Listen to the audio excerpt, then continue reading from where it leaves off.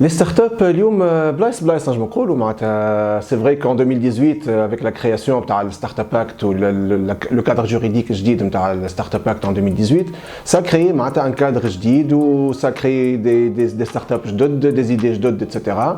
dans un environnement اللي هو qui est beaucoup plus propice au développement et les spécificités des startups. اليوم معناتها on est à 3 ou 4 années, les choses sont en train de changer, فما حاجات qu'il va falloir revoir. D'une part, شفنا شنو l'application تاع Startup Act sur le terrain. On a vu des choses qui doivent probablement être revues sur la base de l'expérience et le retour d'expérience des startups. Et en même temps, معناها فما des problématiques comme l'investissement, etc. Donc اليوم فما beaucoup de startups qui sont confrontées à des problématiques de financement par exemple, qui sont obligés de chercher du financement à l'international, bien que هما des startups توانسة ou fondées par des Tunisiens.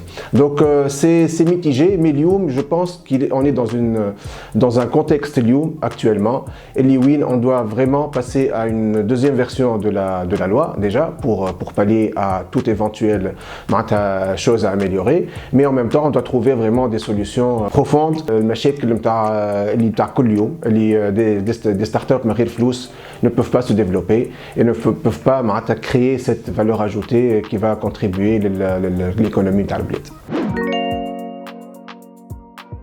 C'est vrai que توا العباد تعرف اكثر شو معناها ستارت اب قبل. un moment ستارت اب pour plusieurs personnes هي شركه صغيره تحلت في جراج. Or, فما d'autres critères اللي هما يديفينيس معناها une start-up, surtout c'est la partie innovation. Donc برشا ابتكار، لازم تكون فكرة جديدة، لازم تكون إلا un modèle جديد ولا une façon de faire جديدة، تكون فيها une opportunité de développement كبيرة. Donc فما scalabilité كبيرة، تنجم تخرج à des marchés internationaux. Donc فما des critères اليوم العباد بدات تفهمهم et هما déjà inscrits حتى في اللابيليزاسيون تاع les start-up. اليوم ces critères-là sont pris en considération. كنعرفوا اليوم فما 700 start-up qui ont reçu le label à peu près de start-up. معناها شوف قداش le nombre de candidatures اللي صاروا. Ça veut dire que اليوم on commence à avoir معناها une communauté اللي تفهم شنو معناها start-up qui veut évoluer dans ce contexte-là spécial des start-up. Donc, اليوم dans un effort justement de créer cette deuxième version de Startup Act, une version améliorée qui tient compte du retour d'expérience justement des startups. Qui fait qu'on va récolter ce retour d'expérience, c'est d'être en contact de toute façon d'une façon quotidienne, mais aussi c'est de récolter d'une façon structurée et organisée, donc à travers des meet-ups ou à travers les formulaires qui m'a le formulaire l'appel à contribution qu'on a lancé récemment pour recevoir justement des recommandations, un retour d'expérience sur ce qui devrait être selon les start-upers, ce qui devrait être inclus dans la deuxième version de la Startup Act. Réellement, on est effectivement en train de travailler avec les parties prenantes, que ce soit le gouvernement, que ce soit les structures d'appui, que ce soit VC, les investisseurs, etc. Donc, sur le projet de Startup Act 2.0 qui m'a c'était la même méthodologie pour la Startup Act dans sa version initiale. Je pense que pour réellement arriver à être efficace et à trouver le bon cadre, il rassemble l'abed el-koll, il permet de créer justement cet écosystème, cet environnement qui est propice aux startups. Il faut que toutes les parties prenantes y contribuent à ça.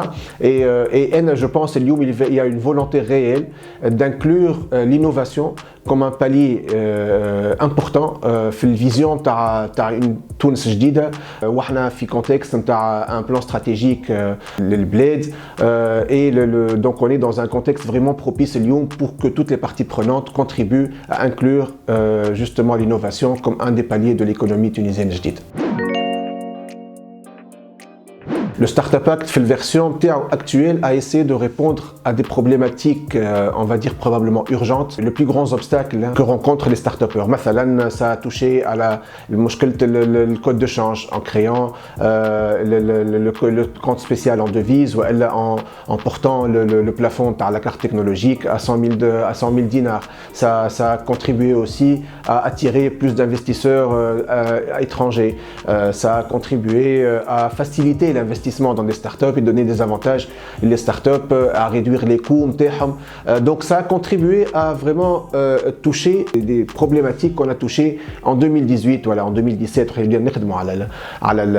la loi هذيا pour pouvoir justement dépasser ces problématiques-là. Et puis la deuxième version, il est très important justement de travailler sur encore plus de simplification des procédures. On prend beaucoup trop de temps à faire des choses qui sont très basiques dans des marchés autres.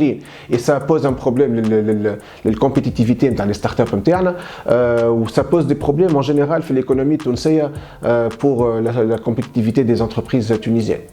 Juste la Startup Act c'est un effort isolé, c'est vraiment une contribution, peut-être un point d'attaque pour faire vraiment des réformes profondes dans l'économie tunisienne en général.